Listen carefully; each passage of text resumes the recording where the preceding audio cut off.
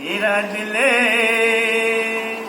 भले कुलफ जब आओ मिले, सब हकीकत पीछे किताबें पर पावे सोई, जिन पर होई किताबें पर पावे सोई, जिन पर होई किताबें।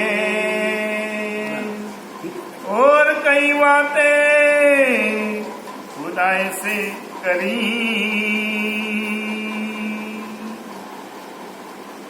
फरमाइए पुजारी जी महाराज,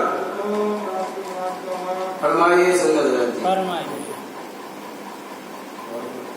और कई बातें खुदा से, और कई बातें खुदा से करी। अभागी स्वामी श्री प्राणनाथ जी बुद्ध निष्कलंक उतार श्री जी साहिब जी अपने बचने सुंदर साजी को, जो अखंड परम धाम है, निधि घर है, मूल मिलावा, उसके अंतर्गत जो हमारी परात्म विराजमान है, उस परात्म के ऊपर जो फरामोशी है, उस फरामोशी को कैसे हटाना है, कैसे हटेगी। हमें राज्य के जो स्वरूप की पहचान भूल चुके हैं, राज्य के चरणों में बैठे हुए हैं, बैठे बैठे भी हम राज्य को देख नहीं पा रहे हैं। राज्य का हमें दीदार नहीं हो रहा है, क्योंकि हमारी परात्म कहाँ बैठी है, उस खिलवत खाने में, राज्य के चरणों में बैठे जरूर हैं, लेकिन हमारी जो सुरता है वो क्या हो गई है। उसको सुरता को हमने सुख रूपी संसार में यहाँ पर लगा रखा है। अब इस बात की हकीकत बड़े क़यामत नामा के अंतर्गत इंद्रावती समय सुंदर साजी को इसी बंगला की दरबार में बैठकर बतला रहे हैं कि सबसे पहले जब संसार में आए, यहाँ आकर हमारे जुदे रवेश, जुदे भेष, हमारे सब कुछ बदल गए। हमारी भाषा से लेकर हमारा रूप रंग, खाना पीना जितना है सब बदल गया था। कोई यहाँ एक दूसरे को पहचान करने वाला नहीं था, कोई नहीं समझ रहा था कि हम कहाँ से आए हैं, हमारा मूल घर कहाँ है, कौन ब्रह्म सृष्टि है, कौन जीव सृष्टि है, कौन ईश्वर सृष्टि है। इसकी पहचान कराने वाला भी कोई संसार में नहीं दिख रहा था। इंद्रावती कहती हैं, ऐसे में संसार में सबसे पहले राजी महाराज ने जो नबी उगे हैं, जिनको रसूल करके कहा गया है, जिनको मोहम्मद करके संसार में लोग जानते हैं, उनको सबसे पहले हमारी सिफत, हमारी शायरी, हमारी रुतबा, हमारी पहचान कराने के लिए उनको भेजा गया। कहते हैं कि हे रसूल तुम जाओ संसार में जाकर जो हमारी उम्मत है वो खेल देखने के लिए आ रही है, उनकी तुम पहचान कराना, संसार वालों को मेरा उनका रुतबा दिखाना, इनकी रहनी करनी बतलाना और कहना कि वो कैसे संसार में आगे लीला करेगी, कैसे उनका रुतबा होगा, इनकी पहचानी में कैसी चमक होगी, इनके चरणों की बंदगी कैसे की जाएगी, ये तुम संसार वालों को जाकर बताना। तो यहाँ इंद्रावती इसी प्रकरण के अंतर्गत बता रहे हैं कि मोहम्मद साहब ने कुरान में क्या कहा है, तो इस बात को आप सुनिए। तो कहते हैं मैं हम फरमान लाए हैं वतन से, इसमें हकीकत है हमारी और सिफत है तुम्हारी।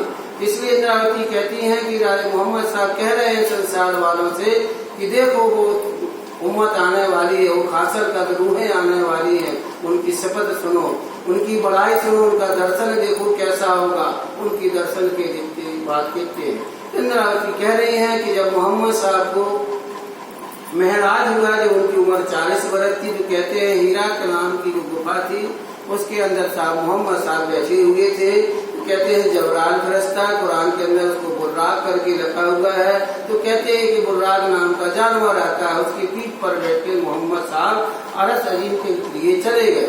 जब वो चले तो उनके साथ उन्होंने 7 स्वर्गों का दर्शन किया, 7 पताल के दर्शन किए, और जाकर वो अबनूर बाग में जाकर वो जबराल फरिश्ता थे वो जाके खड़ा हो गया और कहने लगा कि हे मोहम्मद, अब हमारे पास जो पर हैं वो ईमान और इल्म के, इन परों से हम तुम्हें अब उस हक के ताला के दरबार में ले नहीं जा सकते।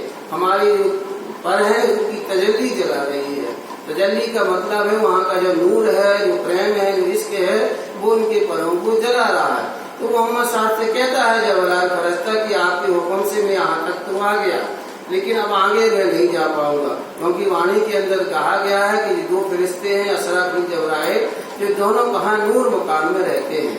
जब ब्रह्म सृष्टि संसार में आई तो उनके साथ में ये दोनों शक्तियाँ यहाँ पर आई। उन दोनों शक्तियों को ब्रह्म सृष्टि के अंदर, उन मोमिनों के अंदर इसको विराजमान कर दिया। वाणी में कहा है खुलासा में असराफील जबराइल भेज दिया अमर, निगे वाणी कीजियो मेरे ऐसे तो हम ब्रह्म सृष्टियों के अंदर दो राज्य ने शक्ति दे रखी है, एक इलम की शक्ति है, दूसरी ईशक की शक्ति है। यानी दोनों से ही हमें परम धाम का दर्शन होना है। लेकिन मोहम्मद साहब जब संसार में आए तो उनके पास ईमान था और इलम था, लेकिन इसके नहीं था, इसलिए वो राज्य के पास नहीं जा पाए। जब उनके पास रब का तखत आया, इसके आया, तो तब वो वहां जाकर और जमुना जी को उल्लंघ कर चांदनी चौक पर गए और चांदनी चौक से बरसों सिंहिया तक उतर जाइए सन्मुख आप धाम धनी को पाइए। तब वो चढ़कर गए तो सामने मूल मिलावा दिखाई दिया। मूल मिलावे के सामने दरवाजे के सामने खड़े होकर जब ने रूबरू जब वो बातें की तो उस बातों का अब निरूपण करके बता रहे हैं कि कौन कौन सी बातें मोहम्मद के साथ में हुई। फिर राजी से प्रश्न मोहम्मद ने किया, मोहम्मद ने राजी से जो बातें की वो क्या हुई, वो कुरान के रूप में संसार में आई। तो उनमें शब्द थे 90,000 हरफ कहे गए हैं, तो उनमें हकीकत के भी हैं, शरीयत के भी हैं और मार्फत के हैं। और तीनों की बातें वहाँ जो हुई तो वही बात कह रहे हैं कि और भी बातें मोहम्मद के साथ में राजी से हुई। कल बताया गया तो उन्होंने बात की है कि जो उम्मत बैठी हुई है ये क्यों बैठी है, ये बोलती क्यों नहीं, इसके ऊपर कुलफ क्यों है, ताला क्यों लगा हुआ है, ये मोती है तुम्हारे, इन मोतियों के बोलते क्यों नहीं है। तो राजी ने कहा था मोहम्मद से तो मेरी तरफ नहीं दाहिने तरफ देखो, तो उन्होंने इशारा था कि दाहिने तरफ क्या है, दाहिने तरफ श्यामा जी बैठी है, वो बोल नहीं रही है। तो उन्होंने इशारा किया था मोहम्मद को पहले तुम अपने स्वरूप को तो देखो कि तुम्हारे ऊपर भी कुलफ लगा हुआ है, तुम भी बोल नहीं रहे हो, तुम्हारी जो परात्मा है कहाँ बैठी है, हमारे दाहिने तरफ बैठी है, मोहम्मद श्यामा जी वहाँ बैठी हुई है, वहाँ आपसे जो बात कर रहे हैं तो मेरे ही हुक्म से तुम बात कर रहे हो। इसलिए उनसे कहा कि दाहिने तरफ तू देख कि तेरी उम्मत को गुनाह किया। तो मोहम्मद जब देखते हैं तो श्यामा जी भी चुप है, वो भी उनकी हरकत कुछ नहीं हो रही है, न हलचल कुछ, वो भी शांत बैठी हुई, सब नजरें लगा के राजी के चरणों को वो देख रही हैं। ऐसी वहाँ जो ब्रह्म सृष्टि बैठी है वो भी राजी के चरणों की तरफ ध्यान लगाए हुए बैठी हुई है, लेकिन उनकी हलचल कोई नहीं कुछ हो रही है, बातचीत वहाँ नहीं हो रही है। तो मोहम्मद ने कहा कि उनको कैसा क्या गुनाह कर लिया, तो उनकी उम्मत में कुलफ क्यों लगा है। तो राजी ने कहा है उनके ऊपर कुलफ नहीं है, उन्हें थोड़ा सा गुनाह कर लिया है। तो उन्हें किया कौन सा ऐसा गुनाह कर लिया है, उन्होंने कहा कुछ नहीं, हमारी बनाई हुई जो सत्य स्वरूप है, हमारे है नूर जलाल है, तो उनकी जो सृष्टि है उसको देखने के लिए गुनाह कर लिया है। इसलिए इनकी सुरता को हमने अक्षर के स्वप्न रूपी संसार में भेज दिया है, इसलिए अब उनकी सुरता हमारे तरफ नहीं है, हमारे तरफ ध्यान है। बस गुनाह उनका इतना सा हो गया, इतने गुनाह के लिए उनकी कुलफ लगे, वो हमसे बात नहीं कर रहे। तब हमने पूछा उनसे कि अगर इतना गुनाह किया तो गुनाह से कैसे इनको छुटकारा मिलेगा, इनको गुनाह से कैसे आप अलग करोगे। तो कुछ नहीं, तुम्हारे अंदर ज्ञान है, जिस दिन को तुम्हारी पहचान कर लेंगे, तुम्हारे अंदर जो हमने कुंजी दे रखी है वो कुंजी की जो पहचान है, कुंजी मतलब क्या है, ताले की तो कुंजी रूपी यहाँ तारतम्य ज्ञान से। कहते जिस दिन उन्हें तारतम्य की पहचान हो जाएगी तो तारतम्य ज्ञान को समझ लेंगे, तुम्हारे तीनों सूरता को समझ लेंगे, तो निश्चित ही उनकी कुलफ टूट जाएगी, उनकी पराक्रम जागृत हो जाएगी। तब उन्होंने राजी इंद्रावती कह रहे कि और भी बातें की हैं, तो उन बातों को आप सुनिए, और भी कौन सी बातें वहाँ पर हुई। लिए 90,000 हरफ दिल धरी, कहते हैं बहुत सारी उन्होंने बातें की, उसमें 90,000 शब्द कहे गए हैं। जो बातचीत हुई है वो कितने शब्दों में हुई है, कुरान में लिखा है कि 90,000 हरफ उसकी बातचीत हुई है। जब हक के ताला मोहम्मद के जब यहाँ से गए संसार से, उनकी जब आत्मा यहाँ से गई तो उस आत्मा ने तो हक के ताला से जो बातचीत की वो कितने शब्दों में की, 90,000 हरफ के बीच में की। इंद्रावती ने इसको खोला नहीं है क्योंकि कुरान में बातें चढ़ रही हैं, तो यहाँ उन्हें सिर्फ इशारा किया कि कितनी बातें, लेकिन कुछ उन्हें मार्फत सागर में खुलासा के अंदर, खिलवत के अंतर्गत मार्फत सागर में, क्यामत नामा में बहुत सी बातों को उन्हें खुलासा कर दिया। जैसे क्यामत के 7 निशान, कहाँ कहाँ हमारी शायरी लिखी हुई है, उन्हें सब इसमें खोलकर बताया। तो कहते इस तरह से उन्हें 90,000 से जाकर बातें की, उस संसार में लेकर यहाँ पर आए। जब यहाँ लेकर आए तो उन्होंने कहा था ज्ञान लेकर मैं जाता तो रहूं, लेकिन इसको मैं कैसे कहूँगा, किसको बताऊंगा। तब राजी ने कहा था तुम्हें मैं 30,000 शब्द दे रहे हैं। पहले तो इस संसार में हैवानियत है, आप देखो वहाँ जाकर सब अपनी अपनी देवता बना रखे हैं, सब राक्षसों की पूजा कर रहे हैं, पत्थरों की पूजा कर रहे हैं। पहले आपको हैवानियत से इंसानियत में आदमी को बदलना है, पहले जाके तुम्हें संसार में जाके इंसानियत पैदा करनी है। तो इन कर्म कांडों के द्वारा, इस शब्दों के द्वारा, इन वचनों को लेकर तुम जाना, तो सबसे पहले इंसानियत की पैदा करना हैवानियत उसको खत्म करना है और संसार को पाक पवित्र करना है, क्योंकि जब तक पाक पवित्र नहीं होंगे ये रूहें संसार में रह नहीं पाएंगी, ठहर नहीं पाएंगी। वो कैसे आएंगी? क्योंकि तुम्हारे अंदर छिपी रहेंगी। उनका अवतरण तब होगा जब तुम संसार को पाक पवित्र कर दोगे। तब मोहम्मद साहब यहाँ लेकर आए तो उन्हें 30,000 शरीयत की यहाँ पर की कि कैसे नमाज पढ़नी है, कैसे हक याद करना है, सुबह क्या करना है, शाम को क्या करना है, दोपहर को क्या करना है, कैसे कबीले है, कैसे स्नान करना है, ये सब उन्हें आगे संसार वालों को एक तरह बताया। जो मूर्ति पूजक थे जो उस समय दाऊद इब्राहिम के समय, उन सबको उन्हें मूर्तियों को हटाकर एक दरगाह तरफ मतलब परमधाम की तरफ उन्हें सबको बंदगी करने के लिए पूजा की कि भाई भाई परमात्मा ही एक है, उनकी तुम सेजदा करो। ये पहले क्या मस्जिद नहीं, मस्जिद तो ये बाद में उनके अनुयायियों ने बनाई। उन्होंने कहा था सेजदा करना है ऊपर करके, सिर ऊपर करके सेजदा करो, वही तुम्हारा अक्स है, वही उनकी मुराद है। तो उन्होंने हक ताला राजी महाराज ने क्या किया था, परम धाम का पूरा ज्ञान मोहम्मद को दिया। जब मोहम्मद इस संसार में आए तो परम धाम का एक एक चीज का वर्णन उन्हें कुरान के अंदर किया। आप अपन देखते हैं हमारी भाषा, हमारा रूप, हमारी वस्त्र भूषण, जैसे राज जी ने श्रृंगार का वर्णन किया वैसा ही श्रृंगार का वर्णन आपको कुरान के अंदर मिलेगा। कि मोहम्मद साहब ने किसको देखा था? राज जी महाराज को। तो राज जी महाराज ने जामा पहना था। तो कुरान के अंदर जो बात आती है ताला की तो कहते हैं जामा पहने हुए। तो आज भी तुम देखो मुसलमान लोग ज्यादातर शेरवानी और जामा ही पहनते हैं। राज जी का स्टाइल, उनकी जितनी मस्जिद देखने आपको रंग महल मूल मिलावा बहुत कौशल की तरह ही मिलेगी, क्योंकि मोहम्मद ने वही तो देखा था। तो कुरान में वही वर्णन हो गया। तो संसार में इसी तरह से उन्हें खुदा का घर बनवाया। इसलिए लोग पूछते हैं कि तुम्हारा जब मंदिर देखने आते तो कुरान जैसा लगता है, तो हमने भी क्यों नहीं देखेंगे कुरान में? क्योंकि जब मोहम्मद संसार में गए तो हमारे राज्य को ही दर्शन किया, उन्होंने इसका ही घर देखा तो उसको वर्णन संसार में किया। तो वैसे ही मस्जिदें बनेंगी, वैसे ही खुदा के घर बनेंगे, तो वैसा ही हमारा मंदिर है, इसमें आपको परमात्मा का घर ही देखेगा। इस तरह इंद्रावती कहती बहुत सारी बातें उसके अंदर की। तो यहाँ आए तो शरीयत के बहुत सारे करके हैवानियत थी उसको इंसानियत में बदला। और फिर उन्होंने कहा कि ये 30,000 जो तुम्हें हकीकत की कह रहे हैं उपासना के है। अगर कोई देखे कि आपके ऊपर ईमान लेकर आ गया, तुम्हारी पूजा कर रहा है, तुम्हारे वचनों में चल रहा है, तो उसको इसको ज्ञान को देना, उनको अपने साथ में रखना, उनको हमारी पहचान कराना। और जो बाकी जो मैं तुम्हें वचन दे रहा हूँ उनको आप खोलना नहीं कभी, इनको इसी में यथावत रहना, इसकी तुम चर्चा कभी नहीं करना। मैं स्वयं आऊंगा और तुम्हारे दिल के अंदर बैठ के मेरे बच्चों को इमाम बन के आखिर में जाऊंगा। इमाम का मतलब होता है वो शख्समान जो सब कौम को लेकर इकट्ठा लेकर एक गिरोह को लेकर उसकी सरदारी करे, उसको इमाम कहा गया है। जब धामनी संसार में आए तो इमाम इनको कहा गया कि संसार के जितने भी धर्म वाले थे उनको सबको एक झंडे की तरह निजानंद संप्रदाय में लाए और उनका उन्होंने क्या किया, अगवानी की, अगुए बने सबसे, उनको सब चरणों में लेके परमात्मा की उन्हें पहचान कराई। अगर इंद्रावती पांडनाथ जी नहीं आते तो कोई नहीं जानता कि परमात्मा कौन है, एक परमात्मा कौन है। सब कहते परमात्मा एक है, लेकिन ये कहाँ है? एक आत्म ज्ञान आया, जागृत ज्ञान आया, तब इस सबको पता कि परमात्मा का घर ये है। इंद्रावती कहती इस तरह से 90,000 हकों के बीच में राजी से बहुत सारी मोहम्मद ने बातें की। 30,000 का हुक्म हुआ 30,000 का।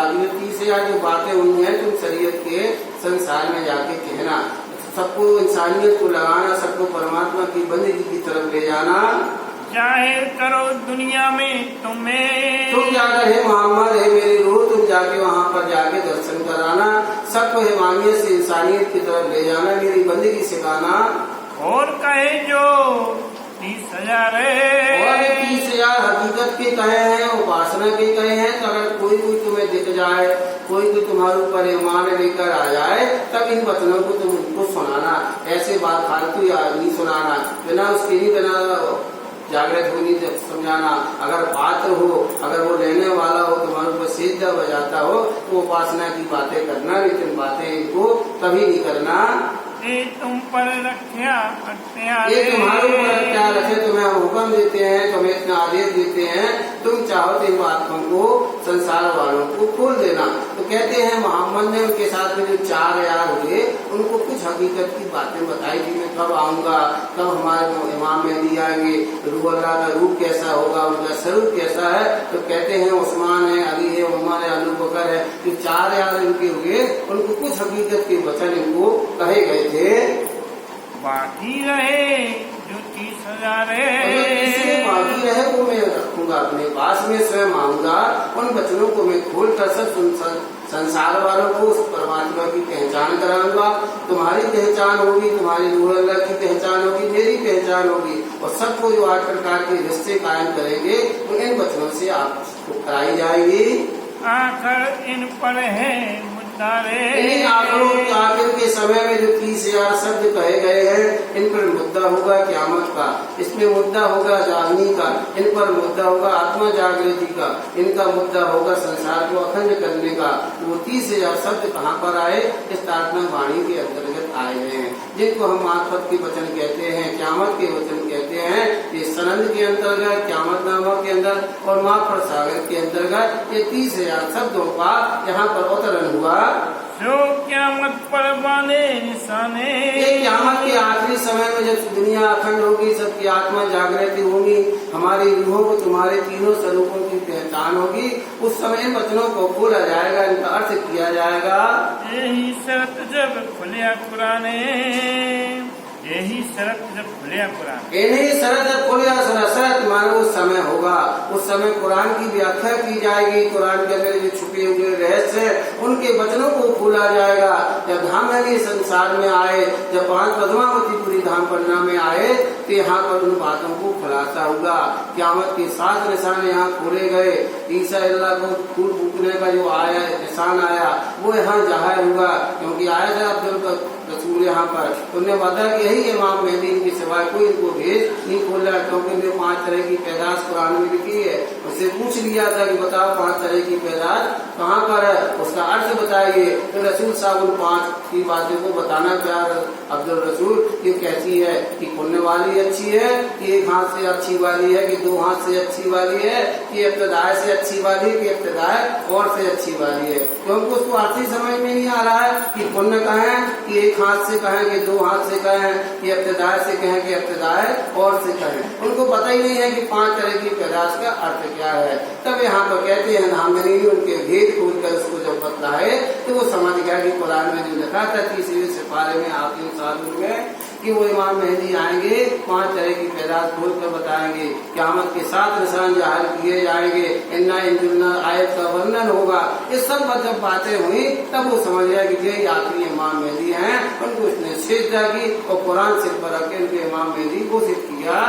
आमिर सालून में ये बातें, आमिर सालून नाम की जो किताब है, जो आयतें हैं, उसके अंदर के पूरी हकीकत यहाँ पर लिखी हुई है। एक वचन जो सत्य हुए उनको अब जाहिर हुए। बिन बिन कर लिखी विख्यात है, बिन बिन करके अच्छी तरह से अनेक आयतों में राजी महाराज की शपथ है, हम मोमिनों की शपथ लिखी हुई है। इन्ना इंजुलना आयत का जो अर्थ है वो उसके अंदर छिपा हुआ है। इस तरह से इंद्रावती कहती है एक आयत का अर्थ करके यहाँ पर सुनाया गया। हमारी शपथ गाई गई कि रूह अल्लाह जो जामे में कैसे आएंगी, वही मोहम्मद के अंदर किल्ली लेके तारतम ज्ञान लेकर आई। फिर इमाम मेहदी के अंदर वो बैठ कर उन्हें कैसे संसार वालों को अखंड किया, 8 प्रकार की जो रिश्ते कायम की, कैसे दुनिया के जीवों को अखंड किया और हम परम सृष्टियों को परम नाम का सुख प्रदान किया। मैं कहीं 12,000 और उन्हें कहीं 12,000 है, जो परम धाम के अंदर 12,000 उन्हें वहाँ बैठी हुई है, जिनको वहाँ पर मोमिन कहा गया है, ब्रह्म सृष्टि कहा गया है। उनकी हकीकत इसके अंदर लिखी हुई है, इसके अंदर बयान आया हुआ है।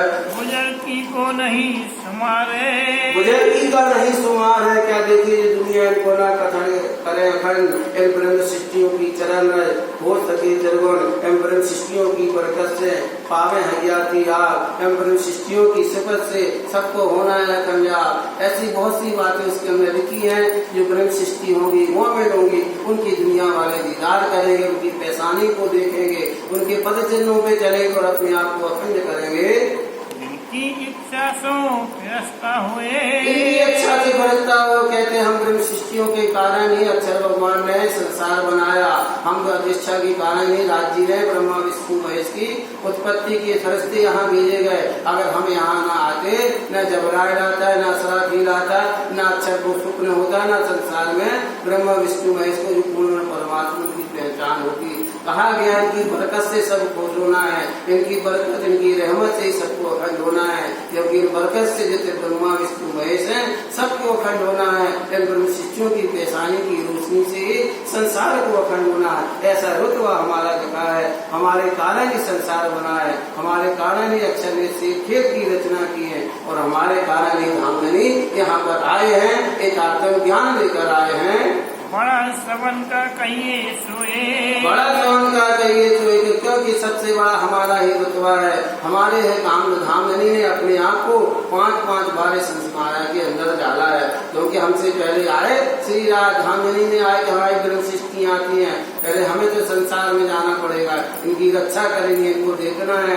इन्हें अपने इसके के प्यार में इतना हमसे मांग लिया, झूठा खेल मांग लिया। हम नहीं चाहते थे कि वो हमसे अलग हो, लेकिन हमने इनकी मांग को पूरा किया है, इनकी इच्छाओं को पूरा किया है, तो हमें इनके साथ में रहना है। तो धामधनी ने अपने चरणों में बिठा के संसार में हमें भेज दिया है। ना हम जुदा हुए, ना अलग हुए, धामधनी के पास ही बैठे हैं। लेकिन बस धामधनी ने हमसे प्रेम ले लिया थोड़ा सा, और हमारा प्रेम कम हो गया तो हम राज्य के सामने हमारा पर्दा हो गया।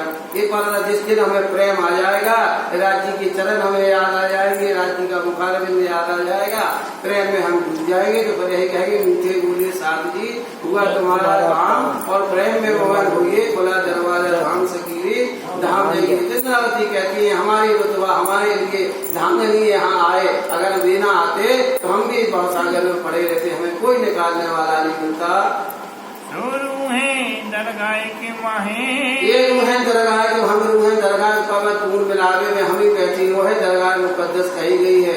आज भी गुम्बद जी के सामने इसलिए लिखा है दरगाह मुकद्दस आखिरी इमाम मेहदी की, क्योंकि हम ब्रह्म सृष्टियों की आत्मा कहाँ बैठी है, इस गुम्बद जी में इकट्ठा होना है। जागनी राज का जो मूल मिलावा कहा गया है, एक दरगाह मुकद्दस हमारे परात्म का मूल मिलावा है, और एक दरगाह मुकद्दस कहाँ है, इस पन्ना धाम में मूल मिलावे में, जहाँ सब ब्रह्म सृष्टियों को यहाँ पर आकर इकट्ठा होना है। इसी 5 पद्मावती पूरे धाम में गुम्बद जी में आज भी वो लिखी बात है। क्योंकि वो परम धाम और ये परम धाम सिर्फ एक है।